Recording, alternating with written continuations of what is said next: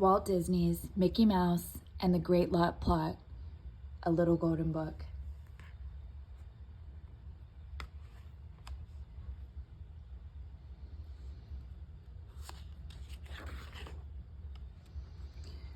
Look at that, Morty and Ferdy dropped their bat and ball and stared at the sign in front of them. This land for sale. I can't believe it, said Minnie Mouse. This is the only vacant lot left for blocks around. Maybe whoever buys the land will let children play here, Mickey Mouse said hopefully. I'm going to buy it, said a voice behind them. It was Uncle Scrooge McDuck. It's right next to my money bin, and it's the best place for my new business. Scrooge's perfectly planted, picked and processed, patented pickled preserves. Morty and Ferdy wrinkled their noses. Ugh, how can anyone think pickled preserves are more important than baseball? But Scrooge was very sure they were. Scrooge's perfectly planted, picked and processed, patented pickled preserves will be a good business, he said. Then he turned and walked away to his money bin.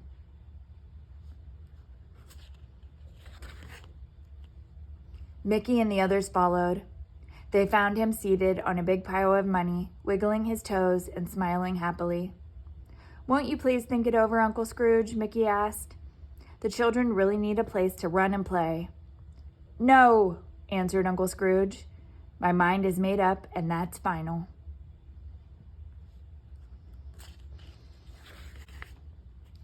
But playgrounds are important, insisted Mickey. Then, before he quite knew what he was saying, he had made an announcement of his own. I'm going to buy the lot, and I'll make it into a playground for everyone to enjoy. Scrooge laughed so hard he rolled off the pile of money. Where will you get the money to buy this lot? He demanded. As they left the money bin, Mickey's brave smile changed to a frown. Where will I get the money? He wondered. But Minnie and the boys were bubbling with excitement. Why, we'll earn it, they exclaimed. Don't worry, Mickey. Our friends will be happy to help too.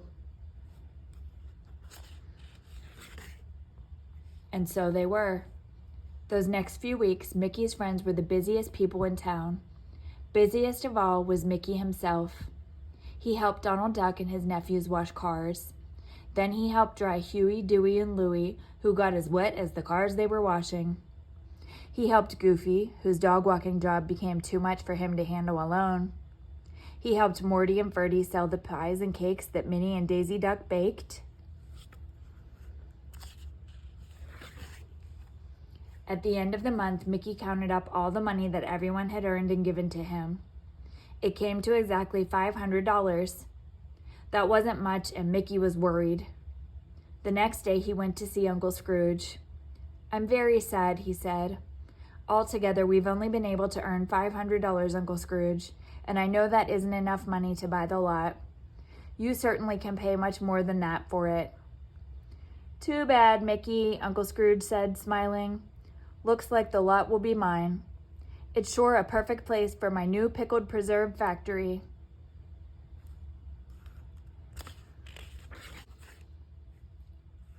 Later that day, Scrooge walked happily down the street and stopped in front of the empty lot. Hi, Uncle Scrooge. There were Morty and Ferdy. Got any jobs you want done? Certainly not, snapped Uncle Scrooge. The only help I need is in understanding what's so important about a playground. A lot of foolishness, if you ask me. Humph! We can't tell you, said Morty. But we can show you, added Ferdy. Here, catch, Morty shouted. And before he knew it, Uncle Scrooge was out on the empty lot playing a fast game of baseball.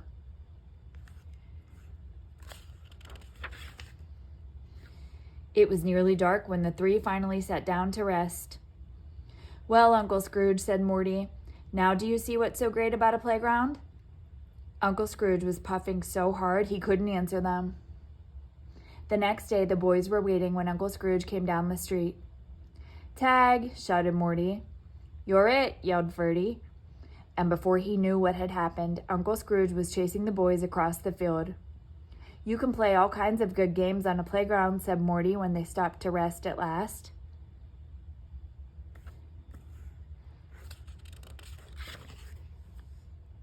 Humph, Uncle Scrooge humphed. This time he was so tired that he fell asleep right there under a tree. And while he slept, he had a very strange dream. It was like no dream Uncle Scrooge had ever had before. The next day, Mickey and his friends watched as the owner of the land put up a new sign on the lot. It said, "Sold to Scrooge McDuck." Everyone groaned. Everyone, that is, except Scrooge. He was overjoyed.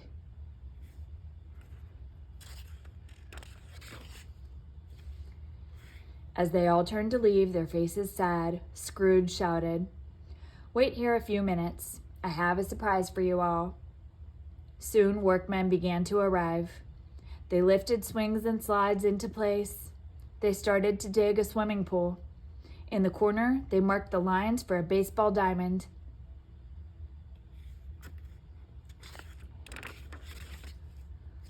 Scrooge just stood there and grinned, while Mickey and his friends gave 3 tremendous cheers.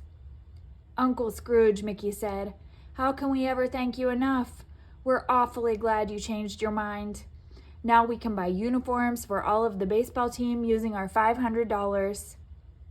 The day of the first game in the new park finally arrived. Uncle Scrooge was given the honor of hitting the very first pitched ball. "Hurrah!" the crowd cheered as the ball soared into the air. The cheer was cut short by the tinkling of glass. The ball had crashed through a window in Scrooge's own money bin.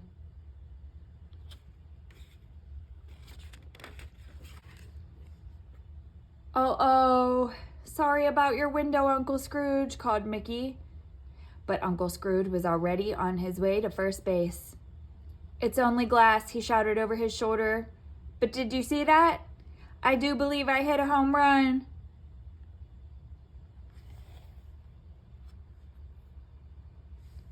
The end.